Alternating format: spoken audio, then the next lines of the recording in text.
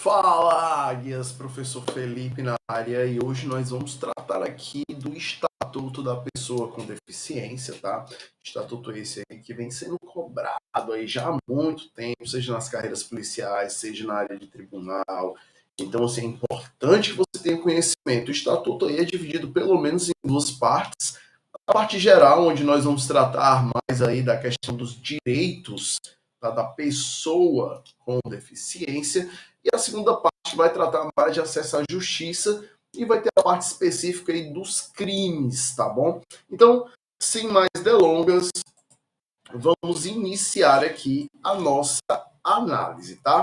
Primeiro ponto aqui para a gente ter atenção na nossa análise aqui em relação ao Estatuto da Pessoa com Deficiência é que, parágrafo primeiro, é instituída a Lei Brasileira de Inclusão da Pessoa com Deficiência, ou seja, o Estatuto da Pessoa com Deficiência, destinado a assegurar, promover em condições de, e aí já marca aí, ó, em condições de igualdade, o exercício dos direitos. Então, o que ele visa? Que a pessoa com deficiência possa exercer os seus direitos e liberdades fundamentais em pé de igualdade, visando inclusive aí, né, uma questão de inclusão social e cidadania. Então, esse ponto é de extrema importância, porque fala exatamente do que a gente chama aí do espírito da legislação.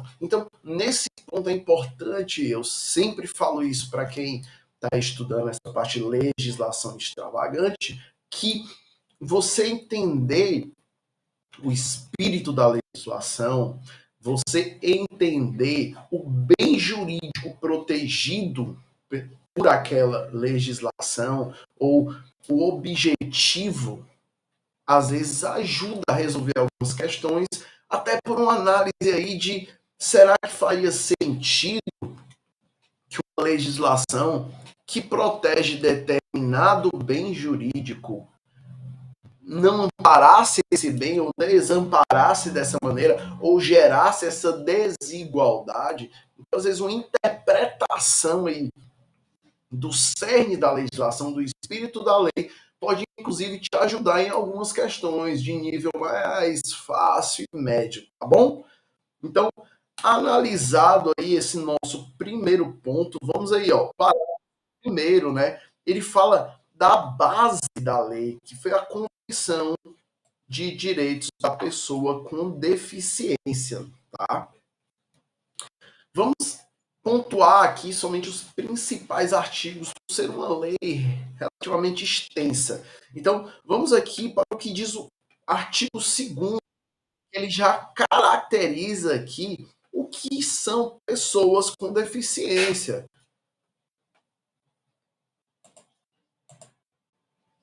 Então, vamos lá, né? O artigo 2º, ele já conceitua o que seria a pessoa com deficiência. Lógico, de uma maneira geral. Ele vai dizer que a pessoa com deficiência é aquela que tem impedimento de longo prazo de natureza física, mental, intelectual ou sensorial, o qual, em interação com uma ou mais barreiras, pode obstruir sua participação plena e efetiva na sociedade, em igualdade de condições com as demais pessoas. Então, o que ele traz aí?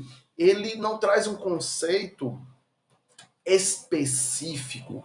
Então, assim, de qualquer forma, trataria sim de uma norma penal em branco, porque precisaria de uma definição do que é pessoa com deficiência de maneira mais clara. Mas, de maneira geral, é aquela que uma barreira pode obstruir o seu pleno exercício, tá bom? Então, o que a própria lei fala, já no parágrafo 1º, a avaliação da deficiência será, quando necessária, será biopsicossocial, realizada por equipe multiprofissional, interdisciplinar e considerará os impedimentos nas funções e estruturas do corpo. E aí aqui a gente já pode colocar que nesse ponto específico, o que ele está trazendo aqui?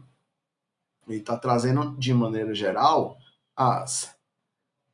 Tá. Peraí que eu estou me adaptando, tá? Com a mesa digital. Então, vamos aqui. Nesse caso, ele está falando especificamente dos deficientes físicos, tá? A pessoa com deficiência física. Nesse segundo ponto, ele vai falar dos fatores socioambientais, psicológicos e pessoais. Então, quando a lei trata que será um impedimento de longo prazo de natureza física, mental, intelectual e sensorial, então a equipe, lógico, ela tem que ser multidisciplinar, porque muitas vezes não é só a deficiência motora que vai ser especificado, que vai ser amparada por essa lei. Então ele precisa sim que seja feita uma análise aí, de novo, dos fatores sociais, psicológicos e pessoais para avaliar o quê? No caso, talvez, as deficiências mentais, tá bom? Limitação no desempenho de atividades. E aí, justamente, também vai abranger todas as deficiências. Quando ele fala em limitação, seria justamente aqui o que ele estaria tratando da questão das barreiras, tá? Então, quando ele fala aqui, ó, barreiras, então ele está tratando necessariamente dessa análise aqui. E também deve constar restrita participação, ou seja, existe algo específico em relação à natureza física, mental, intelectual ou sensorial que impeça ou que restringe sua participação na sociedade? Então, tudo isso deve ser necessariamente analisado, tá? E quando eu falei lá em cima que a norma seria uma norma penal, não, uma norma em branco por faltar definição, nós vamos ter aqui, ó, já no parágrafo 2º, o Poder Executivo criar instrumentos para a avaliação da deficiência. Então, já coloca um óbicezinho aqui, vamos colocar aqui essa observação em vermelho, em relação a o poder executivo, tá? Então coloca aqui um asterisco justamente sobre quem criará os instrumentos, tá? Será nesse caso, sim, o poder executivo. Vamos aqui para outro parágrafo, outro artigo importantíssimo aí para provas de concurso público, que é necessariamente aí o artigo 3º, tá bom? Então você vai pegar aqui o artigo 3º, anota aí também. Por quê? Porque o artigo 3º, ele vai trazer uma espécie de glossário, né? Na verdade, ele vai aqui explicar... Caramba... Vamos lá, o que ele vai fazer aqui? Aqui... Aqui ele vai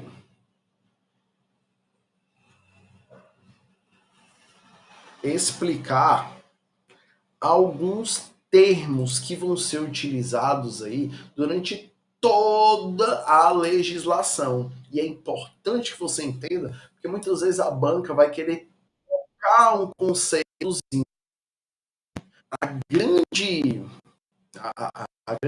O grande pulo do gato no Estatuto da Pessoa com Deficiência é que a tua banca ela também não sabe necessariamente como funciona, como é aplicado na prática. Então ele vai trazer muitos conceitos que estão diretamente atrelados à legislação, salvo, é claro, algumas jurisprudênciazinhas, tá bom? Então, o que você vai trazer? Vamos lá. No primeiro ponto aqui, ele já vai trazer o que é acessibilidade. Quando você pensar em acessibilidade, você vai pensar aí no inciso 1, que trata de possibilidade e condição de alcance para utilização com segurança e autonomia. Autonomia seria sem a ajuda de terceiros, tá? Espaços mobiliários, equipamentos urbanos, edificações, transportes, informação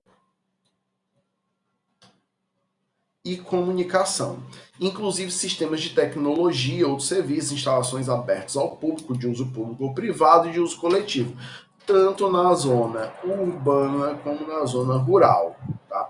Então, quando ele falar em acessibilidade, você vai pensar em utilização, tá bom? Em chegar, em usar, pensar que a pessoa com deficiência ela pode sozinha usar aquele equipamento, estar naquele espaço sem precisar de uma ajuda.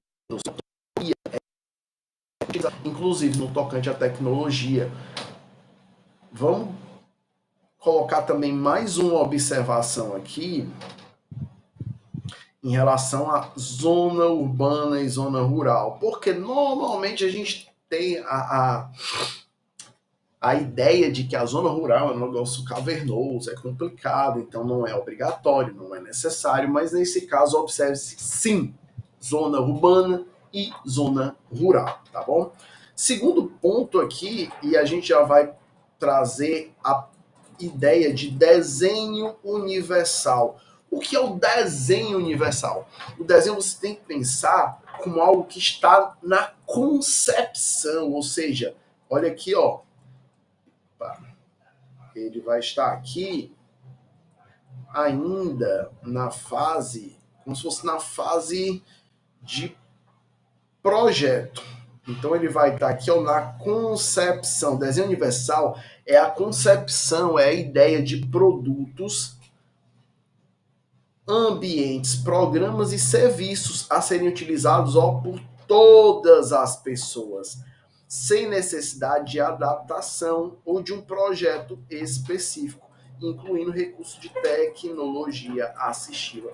Então, se ao pensar em acessibilidade, você pensa no uso, desenho universal, você pensa na ideia de conceber, de fazer um desenho de algo que possa ser utilizado por todos. A acessibilidade, você tem um direcionamento aí para a pessoa com deficiência no desenho universal, a ideia principal é que você vai estar elaborando um produto que vai ser utilizado aí por todo, tá bom? É a ideia de você ter uma estrutura do desenho, um produto, mas pode ser utilizado por qualquer pessoa. Aqui no final, ele já vai falar de tecnologia assistiva e que vai ser justamente né, o inciso terceiro desse artigo. É a tecnologia assistiva ou ajuda técnica. Nesse ponto, você já vai ter o quê? Produtos, equipamentos, dispositivos, recursos, metodologias, estratégias para ver funcionalidade relacionada à atividade e à participação da pessoa com deficiência ou mobilidade reduzida, visando sua autonomia, independência, qualidade de vida e inclusão social. Então, quando ele fala, por exemplo, vamos lá, o inciso 2, incluindo recurso de tecnologia assistiva, ou seja, uma tecnologia que vai trazer, no caso, vai ajudar aquela autonomia e independência da pessoa com deficiência. Então, por exemplo, quando você, em um prédio público, você coloca, por exemplo, passagens, guia, né? Você vai ter uma pessoa, por exemplo, com deficiência visual que vai poder se orientar, vai poder saber o local para onde ela deve ir. Ou uma pessoa ou um museu, tá? Que tenha a identificação de obras, por exemplo, em braille, você está trabalhando em uma tecnologia assistiva, por exemplo, tá? uma tela touch que mostre, né, por meio de letras ou que mostre por meio de outros estímulos aquilo que está sendo apresentado, sendo mostrado, informações, você vai ter aí uma tecnologia assistiva, tá bom? E tem 4 aí, um dos itens também que é muito cobrado, que é justamente o conceito de barreiras. Lembra lá em cima, quando a gente falou aqui, vamos até voltar, aqui ó, Artigo 2º, uma ou mais barreiras obstruindo participação plena.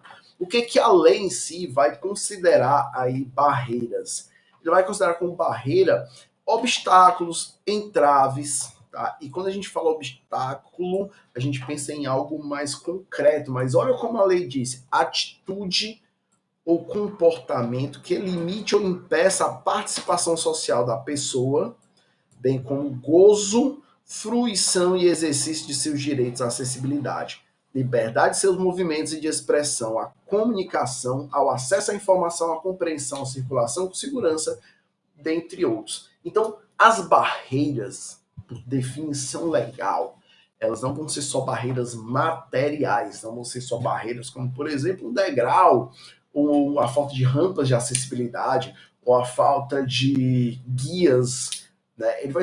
Ele vai para além, inclusive atitudes ou comportamentos que sejam obstáculos para que a pessoa com deficiência tenha plena fruição de seus direitos fundamentais e direitos sociais, será também uma barreira, tá bom? E ela ainda conceitua aqui 3, 4, 5, 6 tipos de barreiras diferentes, então muito cuidado também. Primeiro, barreiras urbanísticas, tá? São as existentes, vamos anotar aqui, ó, são aquelas existentes nas vias e espaços públicos, privados, abertos ao público ou de uso coletivo, tá bom? Então, o que são barreiras urbanísticas? Por exemplo, são as rampas, que muitas vezes a galera gosta de estacionar, né? Você está passando assim por uma via, por uma passarela, por uma passagem de pedestre, e várias vezes você encontra carros lá estacionados naquela rampa. Não havendo a rampa, é uma barreira urbanística. Agora, por exemplo, quando você estaciona um carro lá, lembre da atitude ou comportamento, tá bom? Então, nesse caso, também você acaba se tornando uma barreira para a fruição dos exercícios da pessoa com deficiência. Vai ter aqui no item B, barreiras arquitetônicas. Já as arquitetônicas, você tem que entender que é específico em relação a edifícios. E aí podem ser públicos ou privados, tá bom? Então por exemplo, é um museu que não tem um elevador ou rampa, tá? Ou seja, é um prédio comercial mesmo que não tem um elevador. Então, são barreiras arquitetônicas. Você não ter acesso, por exemplo, a um deck, porque não existem rampas. Então, é algo que está mais voltado ao edifício em si, tá? O C vai tratar da barreira nos transportes, tá? Que são os existentes nos sistemas e meios de transporte. Aí a gente vai ver mais à frente, quando tratar exatamente desse direito, a gente vai falar que isso aplica-se não só a transportes públicos, tá bom? Até porque, por exemplo, aeronaves, elas têm uma concessão para atuar. Então, também será dever do poder público fiscalizar, ver se, por exemplo, o acesso a transportes aéreos, ele também não existem, né, na prestação desse serviço, barreiras aí de transporte. Item D, vamos lá, barreiras de comunicação e informação, tá? Nesse caso aí é qualquer entrave. Olha, ele já fala aqui, ó, atitude ou comportamento que dificulte ou impossibilite a expressão ou recebimento de mensagens e informações por intermédio de sistemas de comunicação ou de tecnologia da informação. Então, nesse caso, barreiras da comunicação ou da informação vai lidar, por exemplo, seu celular, muito possivelmente, ele vai ter sim alguns recursos de tecnologia assistiva, justamente para que não esbarre em uma barreira na comunicação da informação. Então, às vezes você vai ter alguns recursos que vão ler mensagens, né, para as pessoas que têm deficiência visual, ou no caso, pessoas com deficiência auditiva vão ter letras maiores, e há diversos fatores que informações, né, no caso as barreiras de comunicação e informação, elas vão combater, como por exemplo algumas informações, e a gente vê muito isso em pronunciamentos oficiais, né, seja do chefe do executivo estadual, municipal ou federal, justamente a questão do intérprete de Libras, para que a informação também chegue, sem falar nos recursos de SAP, né, das TVs, que justamente eles vão tentando ali, na medida do possível, falar uma legenda em tempo real. Barreiras atitudinais, que é justamente atitudes ou comportamentos que impeçam, ou seja, que deixem que a pessoa com deficiência participe, ou então que pelo menos prejudique, atrapalhe, como a gente costuma dizer aqui, embaixo, né, a participação da pessoa com deficiência em oportunidade, em igualdade de oportunidade com outras pessoas, tá bom? Então, nesse caso, é muito mais de uma atitude. F, você vai ter aí as barreiras tecnológicas, que são as que dificultam e impedem o acesso das pessoas com deficiências às tecnologias. Tá bom? Então, essas são as barreiras. É importante que você leia, releia, tenha muita atenção, porque os conceitos aí em questões, eles podem usar 2, 3 palavras e transformarem a questão da tua prova em algo errado. E também as diferenças entre os tipos de barreiras, tá? Por que eu falei que o inciso 4 é um dos incisos mais cobrados? Porque ele traz 1, 2, 3, 4, 5 definições, A, B, C, D, E, 6 definições, né, de barreiras específicas que podem confundir aí na hora da tua prova, tá bom? Inciso 5º, ele vai falar justamente da comunicação, tá? Então, o que é a definição de comunicação?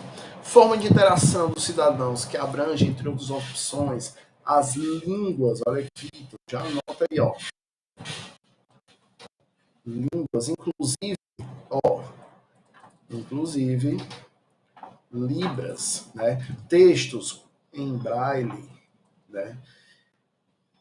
Caracteres ampliados, tá? Em dispositivos de multimídia, linguagem simples, escrita e oral, sistemas auditivos, né? Por meio de voz digitalizada, meios de comunicação de fomento, aumentativos, alternativos de comunicação, incluindo tecnologias da informação e comunicação. Então, a comunicação, ela deve se dar na interação com as pessoas, seja pelo braille, por escritas de letras maiores, por escrita oral. Então, tudo isso tem que ser bem compreendido, né? A gente vai aqui ao 6º, adaptações razoáveis. Aí são adaptações, modificações e ajustes necessários e adequados.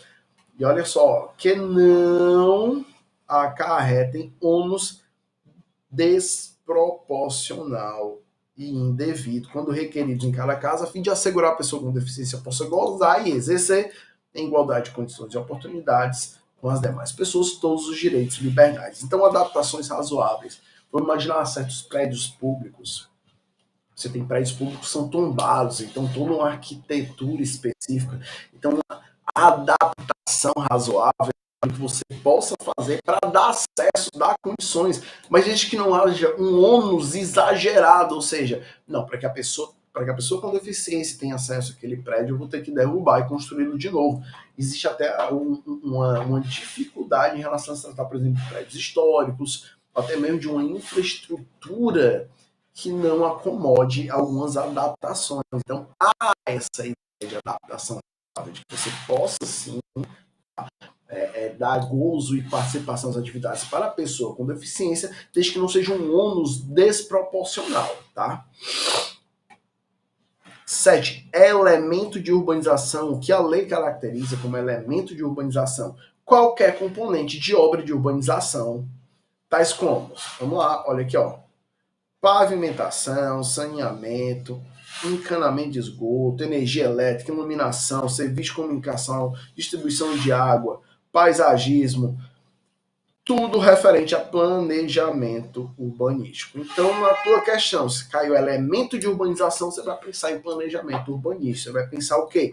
Obra, tá? Então pensa em obra. Mobiliário urbano. O que é o conceito de mobiliário urbano? Tá? São objetos existentes nas vias e nos espaços públicos, superpostos ou adicionados aos elementos de urbanização ou de edificação, de forma que sua modificação, seu translado não provoque alterações substanciais nesses elementos. Por exemplo, semáforos, então, que são mobiliários urbanos. Por exemplo, é quando você chega e o semáforo ele emite aquele sonzinho que vai diminuindo o intercalado entre as emissões sonoras para informar que o momento de travessia está sendo encerrado, tá? É um poste com sinalização. Então, por exemplo, é aquele postezinho que acende verde quando o pedestre pode passar e vermelho quando não. Isso ajuda a pessoa, por exemplo, se a pessoa é um deficiente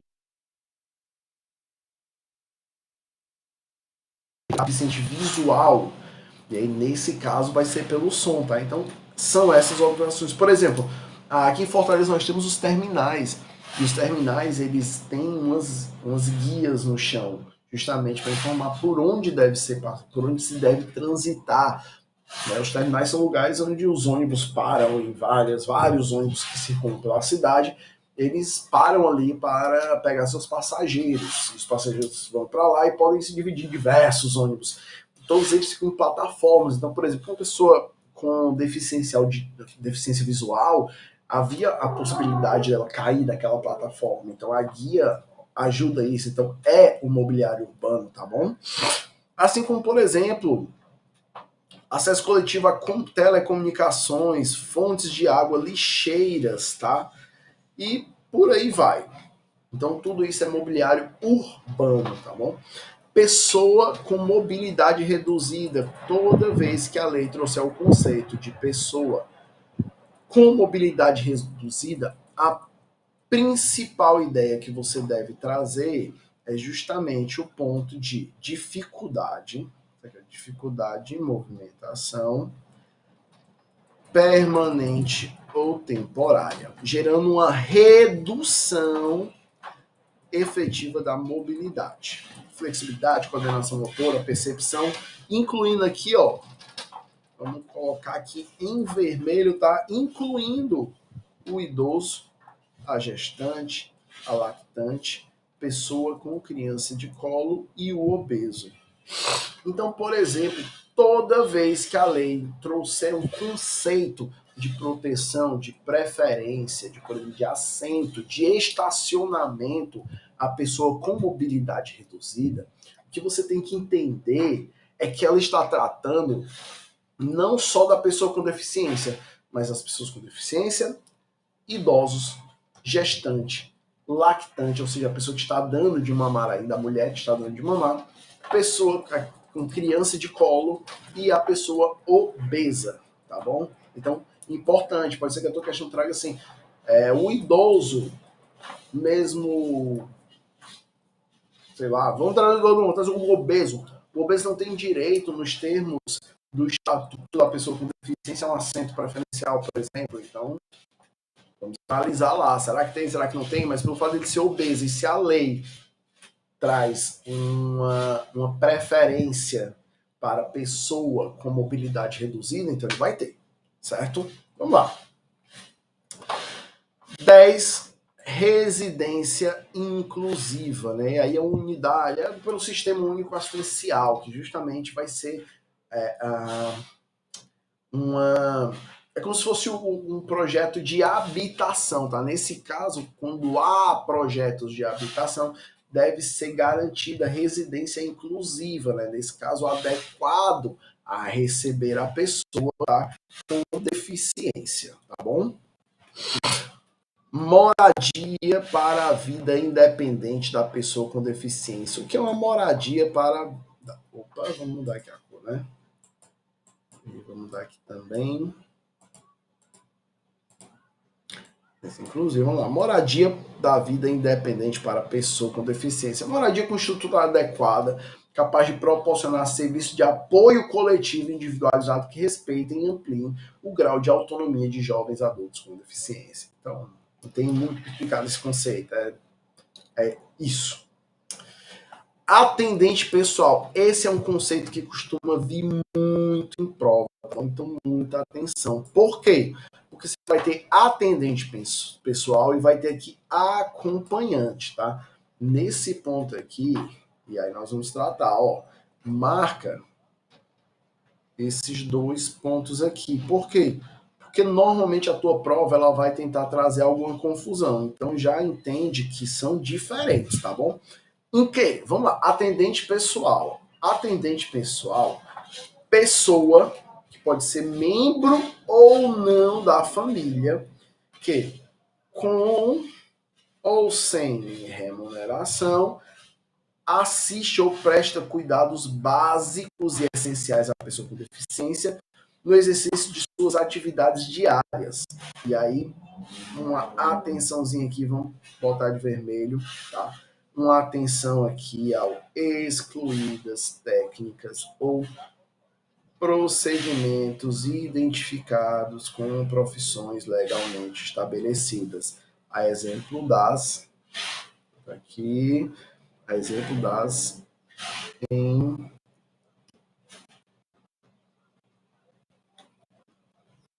exemplo aqui das enfermeiras e até das cuidadoras.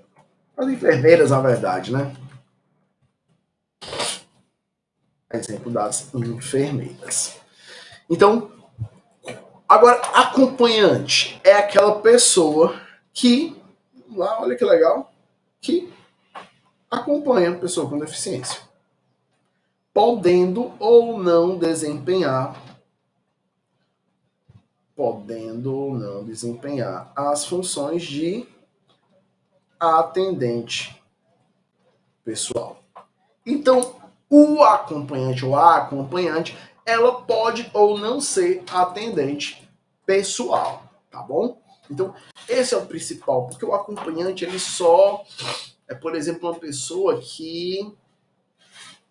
Imagina que você vai levar um primo seu que é cadeirante, ajudá-lo em uma consulta, tá? Apesar de que a ideia da lei é que ele faça tudo isso com autonomia, mas você vai ajudá-lo, vai levar ele de carro, você vai acompanhá-lo até aquela consulta.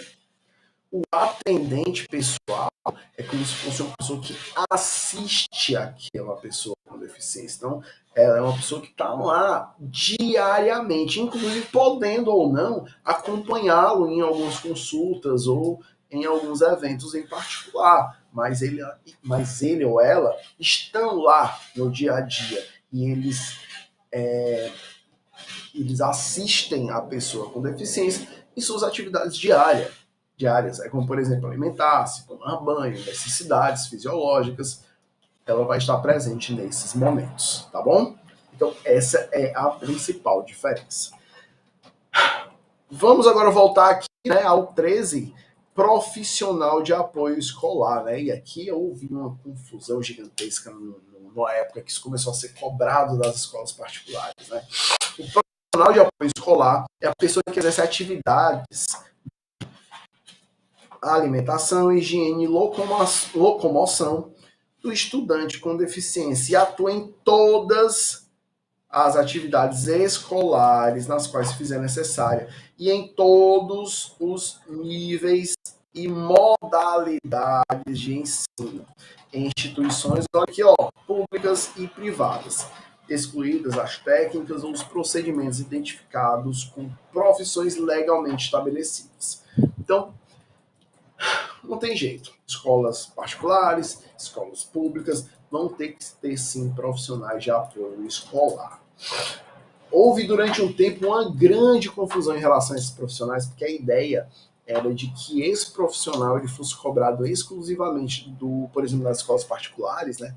Ele fosse cobrado exclusivamente do aluno que precisaria desse apoio, né? Então, se houveram vários julgados, houve uma confusão gigantesca, mas a ideia é que isso não pode ser cobrado diretamente desse aluno, tá? se realmente gerar mais ônus para a escola particular, esse valor ele deve ser rateado por todo mundo. Ou seja, se eu preciso de mais um cuidador e eu tenho uma cobrança, por exemplo, de R$ 700 de mensalidade e ele vai custar aí R$ 1.000, eu vou ter que dividir entre todos os alunos. Tá? Mas cobrar exclusivamente de um, não. Ou não cobrar, né? Ou manter a escola no mesmo valor, né? Mas tem que ter esse profissional de apoio escolar e não pode ser cobrado exclusivamente do aluno ou da aluna com deficiência, tá bom? Lembrando também que o atendente pessoal, ele pode ou não ser membro da família, tá? Então pode haver uma relação de parentesco, como pode não haver. Pode haver também uma remuneração ou pode não haver. A principal ideia do atendente pessoal é a assistência diária nas atividades diárias, tá bom? Então vamos lá.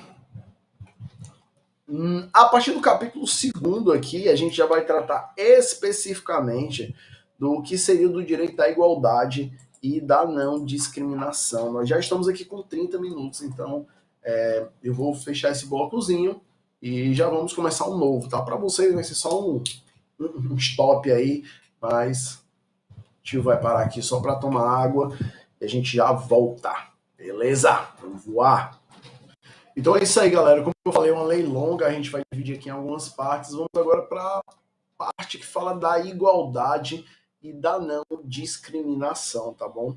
Então vamos aqui para o nosso artigo 4, que fala que toda pessoa com deficiência tem direito à igualdade de oportunidades com as demais pessoas e não sofrerá nenhuma espécie de discriminação. Então já anota aqui, ó, discriminação, igualdade de oportunidades, tá bom? São os pontos mais importantes. Agora, o mais importante é o parágrafo 1º, que ele já especifica o que seria aqui essa discriminação, tá? Então, o que seria essa discriminação? É justamente o que está aqui embaixo. Então, o que é essa discriminação? É isso aqui, ó. Considera-se discriminação em razão da deficiência, então já nota aqui, ó, discriminação em razão da deficiência, toda forma de distinção, restrição ou exclusão por ação ou omissão, que tem o propósito, e a gente tem um dolozinho aqui, ou efeito, ou seja, não só o dolo, mas também que resulte em prejudicar, impedir ou anular o reconhecimento ou exercício dos direitos e das liberdades fundamentais da pessoa com deficiência, incluindo a recusa de adaptações razoáveis e de fornecimento de tecnologias assistivas. Então a gente já tem aqui, ó, a gente já sabe o que são adaptações razoáveis, ou seja, a recusa, por exemplo, do poder público em adaptar um espaço já existente, eliminando barreiras, seria já uma discriminação. Ou um não fornecimento de tecnologias assistivas, como a gente já viu também lá na definição, que está na primeira parte. Parágrafo 2º, nós vamos ter: pessoa com deficiência não está obrigada à fruição de benefícios decorrentes de ação afirmativa. O mais importante que a gente vai ter aqui nesse parágrafo 2º é aquela ideia, por exemplo, tá, das cotas. Então, a pessoa com deficiência, ela, obrigatoriamente, ela precisa concorrer dentro das cotas? Não. Ela pode, inclusive, por opção, estar na ampla. Né? E, normalmente, há esse questionamento aí quando você faz a inscrição em algum concurso público. Tá bom? Então, não é obrigada a fruição, tá, de qualquer benefício. Então, vamos lá. Importante também, temos aí o artigo 5º, né? Mas vamos aqui pontuar o parágrafo 1º, tá? Ele fala que a pessoa com deficiência será protegida contra negligência, discriminação. Olha o que diz o parágrafo único aqui, sendo o parágrafo mais importante. Para fins da proteção mencionada no caput, serão considerados especialmente vulneráveis a criança, o adolescente, a mulher, o idoso com deficiência. Então é como se o legislador trouxesse aqui uma linha, tá, de prioridade dentro das prioridades. Então, por exemplo, vamos pensar, por exemplo, no atendimento que prioritariamente com pessoas com deficiência.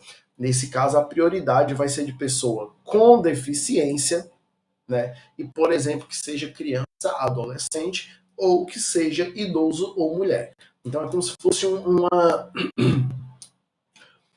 prioridade dentro da prioridade, tá certo? Então, importante colocar isso aí. Artigo 6 também é um artigo aí muito cobrado em prova, tá? E fala necessariamente da capacidade civil. O que se traz? Que a deficiência, ela não afeta a plena capacidade civil. Nesse sentido, o que diz o legislador? Antigamente, né, as pessoas com deficiência, elas eram consideradas completamente incapazes para atos da vida civil, como, por exemplo, casar-se, até mesmo a própria questão de votar, tudo isso era muito limitado. Então, o que diz o estatuto? Que não afeta a deficiência na plena capacidade civil. Em especial, a gente vai ver aqui, ó, casar-se e constituir união estável, exercer direitos sexuais reprodutivos. Então, por exemplo, a pessoa com deficiência, ela pode sim, por exemplo, optar pela exceção, por exemplo, de um DIU, ou até mesmo o homem, por exemplo, de não se reproduzir, fazer uma intervenção cirúrgica para não reprodução. Então, é um direito da pessoa com deficiência, tá bom? Ela tem plena capacidade de decidir e optar por isso sozinho, se for o caso.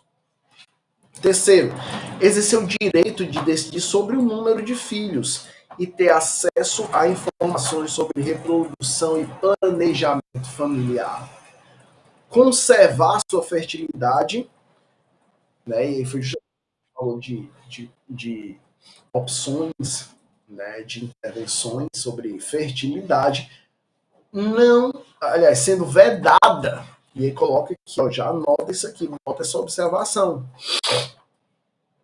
É não vedada. Se é vedada, não há exceções, tá?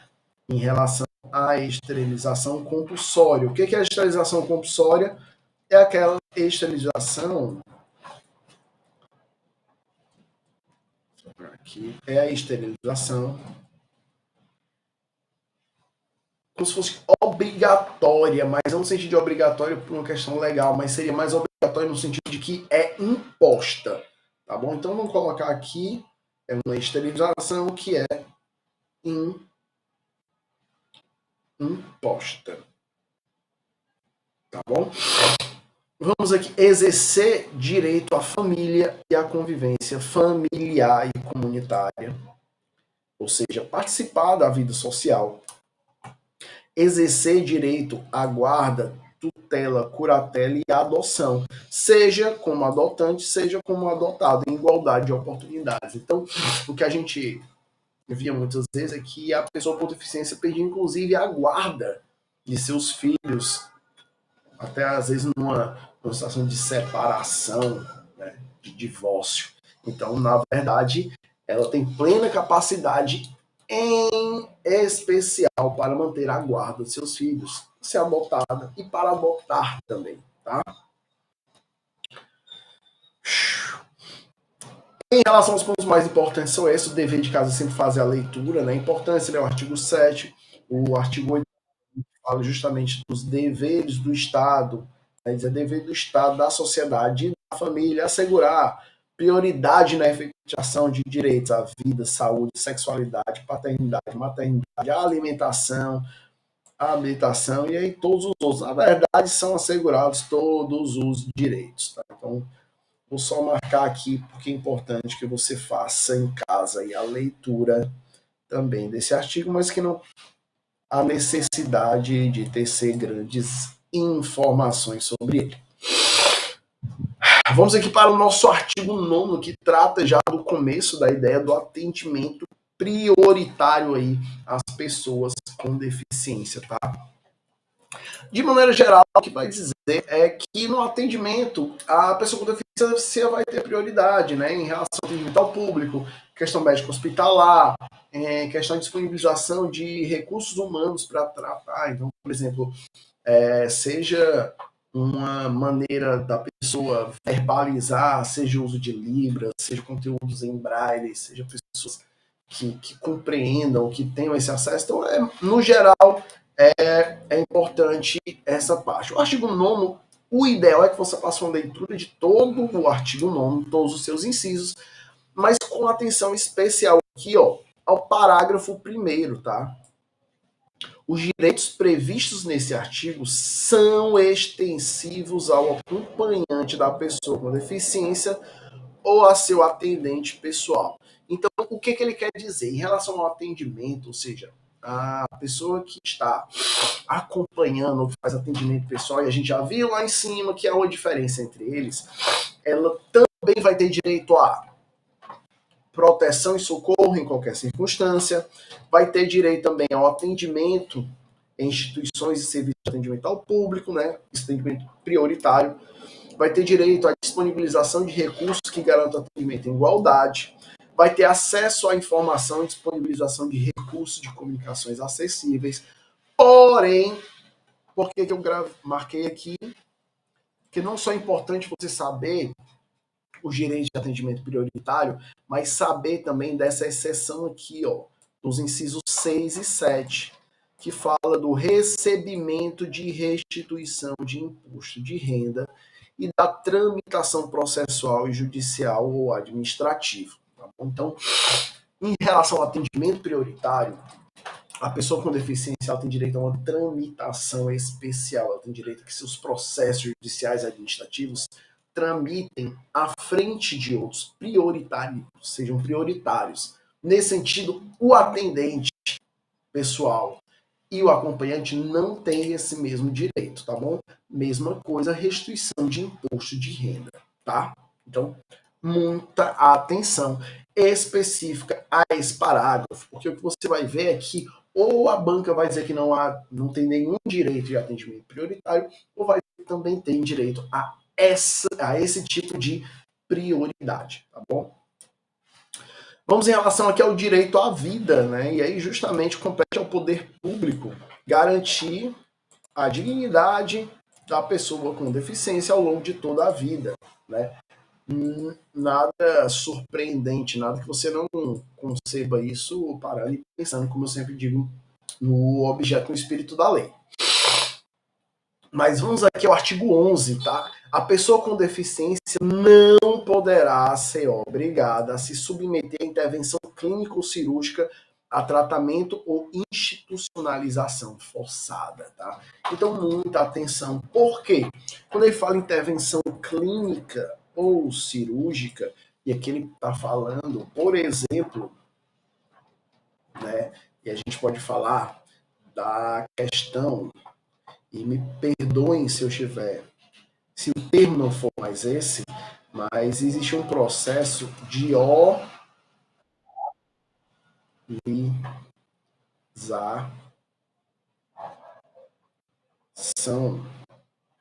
das pessoas com deficiência auditiva, né? Então, assim, é uma intervenção, né? Que, por meio daquela intervenção, você oraliza, você faz com que a pessoa que tenha deficiência auditiva, ela possa se expressar, né, pela fala. E o que diz é que ninguém é obrigado a se submeter a esse tipo de cirurgia, ou esse tipo de intervenção. Então, por exemplo, vamos pensar que a pessoa com deficiência auditiva ela não é obrigada, por exemplo, tá? Vamos em relação aqui ao direito à vida, né? E aí justamente compete ao poder público garantir a dignidade da pessoa com deficiência ao longo de toda a vida, né? Nada surpreendente, nada que você não conceba isso parando e pensando, como eu sempre digo, no objeto, no espírito da lei. Mas vamos aqui ao artigo 11, tá? A pessoa com deficiência não poderá ser obrigada a se submeter a intervenção clínica ou cirúrgica, a tratamento ou institucionalização forçada, tá? Então, muita atenção. Por quê? Quando ele fala intervenção clínica ou cirúrgica, e aqui ele está falando, por exemplo, né, e a gente pode falar da questão, e me perdoem se eu estiver, se o termo não for mais esse, mas existe um processo de organização